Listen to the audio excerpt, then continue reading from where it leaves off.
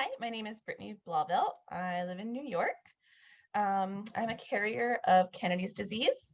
My dad was diagnosed probably about 5 years ago, I think. So it's been a lot of learning and figuring things out. I have two children, a little girl who's 7 and a little boy who's 3.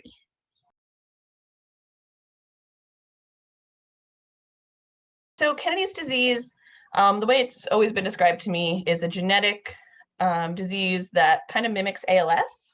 So slowly you lose control of your muscles. It starts mostly with muscle cramps in the legs and arms and moves on until it affects your palate. Right now, my dad's at a point where his palate's dropped a lot, so he chokes a lot.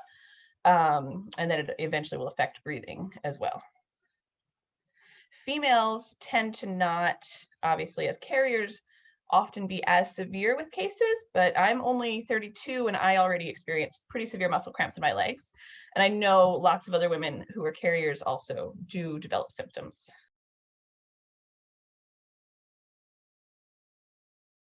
When I found out about my dad's diagnosis, my daughter was already about 15 months old.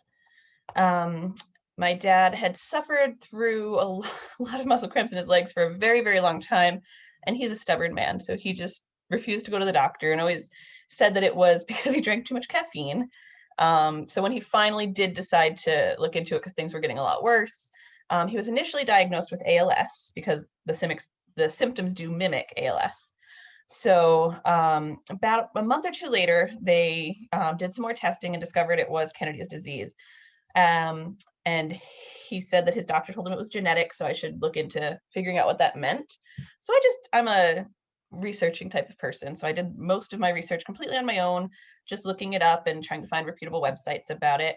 I did call the closest genetic counselor's office I could find, and unfortunately they were not much help. Basically, they asked me what disease I believed I was a carrier of. I told them. They asked me what I knew about it, and they said, well, you pretty much know everything, so you don't really need to come in. So that really wasn't very helpful. But like I said, at that time, we already had my daughter. I realized through my own research that she did have a 50% chance of being a carrier of the disease. So we decided not to have her tested or anything like that. We decided when she's a teenager or younger, we haven't quite talked about when she'll be old enough to understand it enough, but we definitely want to give her that information so she can decide for herself if she decides to get tested to find out if she's a carrier or not.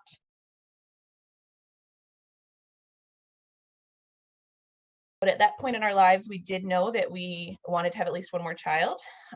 It definitely became a bit more complicated. There was a lot of worry at first, looking into options and finding out there were a lot of options out there. Unfortunately, they were pretty expensive. Our insurance didn't cover anything like that. But we are Christians, and we talked to our pastor about it, and we really just spent a lot of time praying about it. And we just really felt that we didn't need to take it into our hands, that we could trust God in the situation, and that if our son, we did end up having a son, that if he did end up having the disease, that we would just deal with it as it came.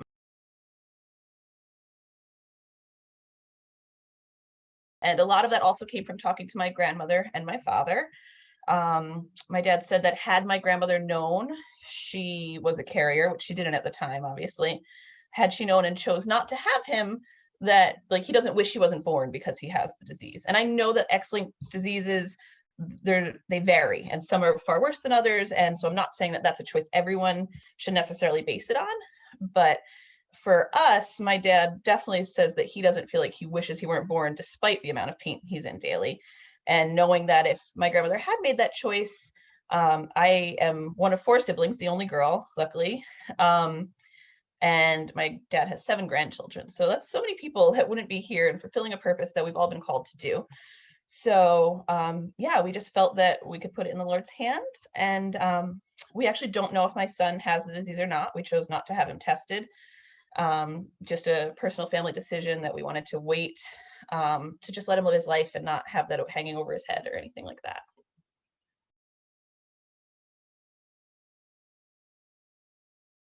The only challenges we really faced in pursuing natural conception was just the stress of it, and which I think would have been the case with any option we would have chosen, is that it's always just hanging in your mind, um, of how it's going to turn out.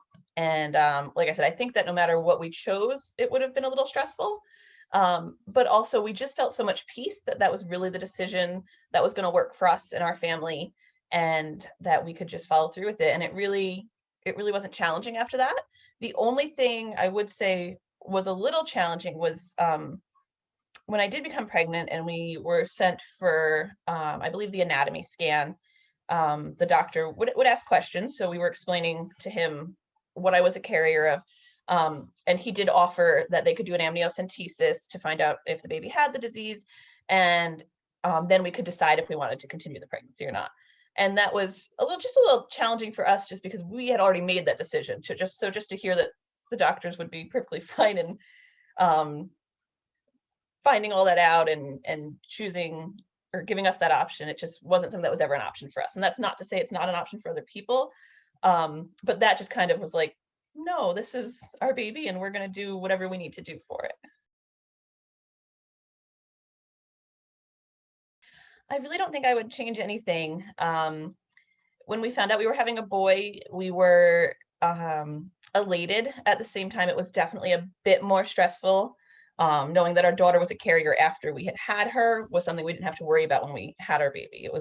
We didn't know till later. But with him, knowing that he was a boy and that he could potentially be going through a lot of all the pain that my dad is currently living with and going through, was definitely, um, took a minute to be like, okay, but this is what was meant for us. This is how our lives are going to be. And what we prayed for was that whatever was going to happen would be God's plan. So it took us back for a second, but then we were just comforted by the peace that we had already had about pursuing this opportunity or pursuing this decision, this family planning method. So I don't think I would really go back and change any of it.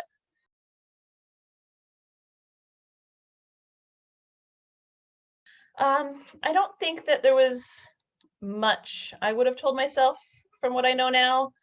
Um, Actually, no, I think there is. The one thing I would tell myself is that you don't have to worry so much. Because as much as we felt at peace about our decision and we were really excited about our family going forward, I did still, more so while I was pregnant, worry about the fact that I was having a boy and what might happen. Um, but now he's 3.5 and he's a ball of energy. And I rarely think about it. It's not something that's part of our daily lives. It's not something we stress about. We just want him to live his life and for us to live our lives as a family. And down the road, if he does develop symptoms or if he chooses to get tested, then that's a bridge we'll cross when we get there. And it's just not something I needed to stress about.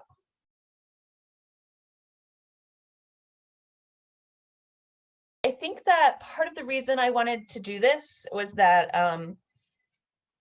I think that being part of the community of X-linked recessive carriers is that there's just so much confusion or so many choices, and just different things out there. And a lot of what I hear is people who don't choose natural conception. And I think that that is totally everyone's choice, and you should do what you feel led to do and what is best for you and your family.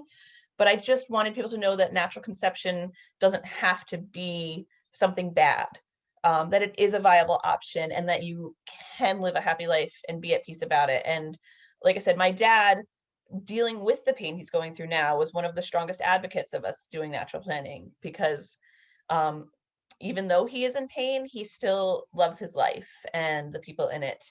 And so, yeah, I just wanted to be a voice for people to know that it is okay to not worry so much about it and to not really not allow something to happen that is natural.